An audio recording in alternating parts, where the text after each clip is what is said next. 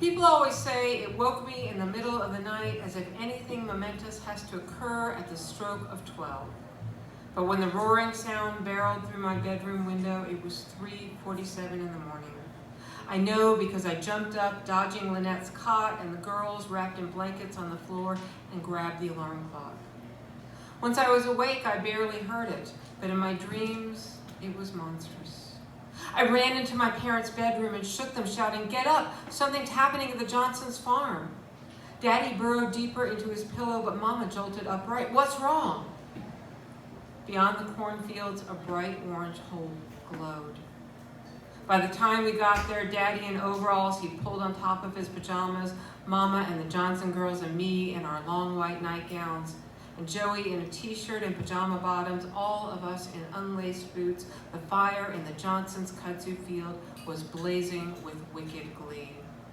We weren't the only ones who'd rushed over. Luther Moore and other farmers from down the road were already there, forming a bucket brigade to bring water from the creek. "Keep the children away," Daddy shouted. Mama kept Aggie and Catherine close, and Lynette hovered alongside. I grabbed an abandoned bucket and ran to the creek. The fire was gobbling dried grasses and sending runners toward the house. "Danny!" Mama suddenly wailed. I realized he hadn't come with us. I hadn't heard him come home the night before, which meant he was asleep in one of the Johnsons' beds. And so was the Kudzu King. I dropped the bucket by the creek and dashed after Mama as she raced to the house, Catherine in her arms, Aggie and Lynette behind her. She pounded on the door, yelling, "Danny! Daniel!" The fire behind us grew more confident, eating up weeds and volunteer saplings. "Daniel!" Mama screamed. The door opened, and there stood Danny, his hair sticking up and a slow-witted look on his face. "Mama?" he asked. "What are you doing here?" Behind him, the Kudzu King looked much the same, with a day's growth of beard and a misbuttoned shirt. "Fire!" Mama pointed at the hungry tongues of flame licking at the peeling paint of the woodshed. "Get out of the house right now!" Aggie darted from behind Mama's legs and pulled at Danny's hand, while Lynette beside me stared as the fire cracked open the woodshed like a nutshell and dug into the sweet meat of split logs inside. Catherine wailed like a coyote. Mr. Culloway dashed back into the hall. "Where's he going?" Mama stroked Catherine's hair to calm her. "Papers," Mr. Culloway called, running upstairs. "There's no time for papers," Mama yelled. "Get out here now. Those men need help."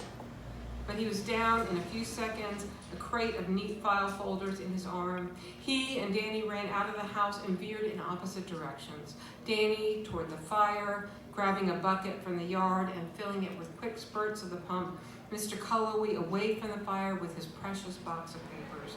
The chickens ran around in a frenzy. The two goats in the barn cried like babies for their mothers.